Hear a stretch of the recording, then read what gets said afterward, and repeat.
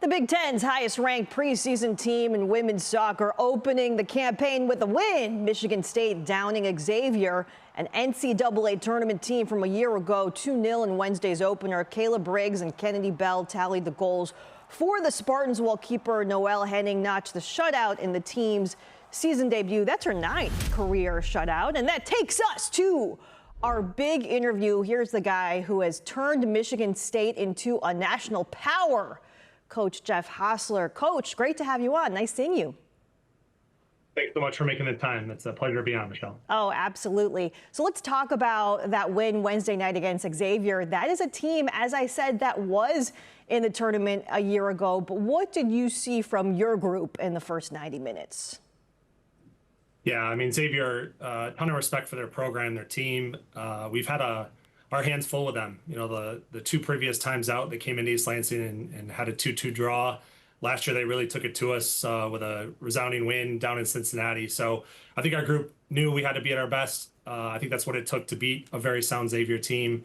And we've been excited to go. You know, we've been at it for 4 weeks, and the opportunity to play somebody else. We missed that with the exhibitions. So this is our first time playing outside competition and seeing what we had. So obviously a very good result. In addition to the multi-goal win, you know, to have a shutout on the first one, which has been a real point of emphasis for us, are all great signs.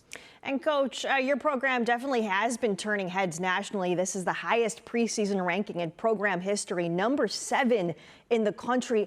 You've got a bullseye on your back. How do you talk to your team about being the hunted instead of being the hunter? Yeah, well, you know, the good part is, I think, is the head coach has had a lot of experience in this. Prior to coming to Michigan State, I was at Division II Grand Valley State, and we were preseason number 1 in the country all 7 years that I was there. So I've got a lot of experience managing this, kind of talking about expectations. And in the same way, with a season with lofty goals, just as it is on any match day, you want to go out and get the 3 points, get the win. If you worry or focus on those things, you're not going to hit the target. And so it's just about staying grounded with the process, focusing on each moment as it comes, being your best in those moments, being best in your behaviors.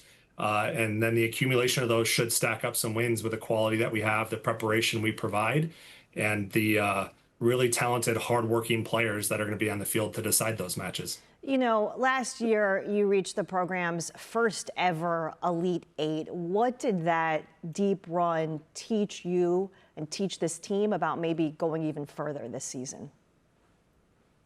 Yeah, last year, an incredible experience. You know, that was year 5 for us. Each year we've been able to build more postseason stamina. 2022, winning an NCAA tournament game, and then 23, 24, making the Sweet 16. Last year, taking an additional step into the Elite 8, as noted. But I think that postseason stamina is important. And we also, you know, went through that, making the Big Ten championship game as well, with 2 additional weeks of very competitive soccer prior to the NCAA tournament. So I was really proud of the way that our group managed that. You need depth. You need a lot of different players doing a lot of different things to play at that level. And was really proud of the effort. Obviously, we came up short. We played, you know, Stanford was an incredible side last year, being on the road. But we learned a lot about ourselves. And each year when we've been knocked out, we've seen signs in person of what it's going to take to take another step. Sometimes it's personnel. Sometimes it's a different approach to some of those games. And I think what's really important is last year, with the season we put together with a number 1 strength of schedule, getting those results in key games gave us an opportunity to be a number 2 seed and play more games here at DeMartin Stadium through the NCAA tournament, which I think can make a difference. So we've got an incredible schedule again. We, you know, as already highlighted, the first game with Xavier. We got to keep getting results that way to try to be the highest seed possible to put yourselves in position to get to a College Cup. You know, a lot of things need to go right to win a national championship, and one of those things, of course, you mentioned is personnel, and you've got a very decorated senior class who's back this year. Kennedy Bell, the reigning Big Ten Forward of the Year, Kayla Briggs, Bella Najera, Bell and Briggs, of course, as I mentioned, scoring in that opener over Xavier. What makes this senior group, this group of seniors, so special beyond the numbers, right? Yeah, you know, Michelle, it gives a coach a lot of comfort when you talk about some talent on your team. You could rattle off a number of players' names as highlighted players and what they do. A very gifted group. You know, even other players in our senior class with Renee Watson, that's had so many big game experiences, both for us and for her country. Really experienced group that came back. Several of these players, you know, took interest from professional programs over the course of the offseason, made the decision to come back to Michigan State. And what's really awesome with that is they all kind of said the same message, is that they've got unfinished business here.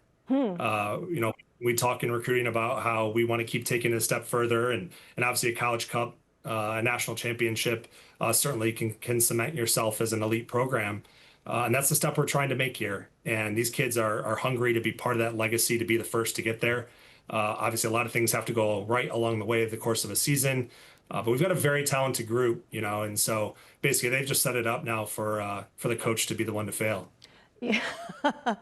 Don't sell yourself short there, Coach. But, you lead the Big Ten in so many offensive categories: goals, assists, points. With 10 starters back, just how much higher can this offensive ceiling be? We can score more goals.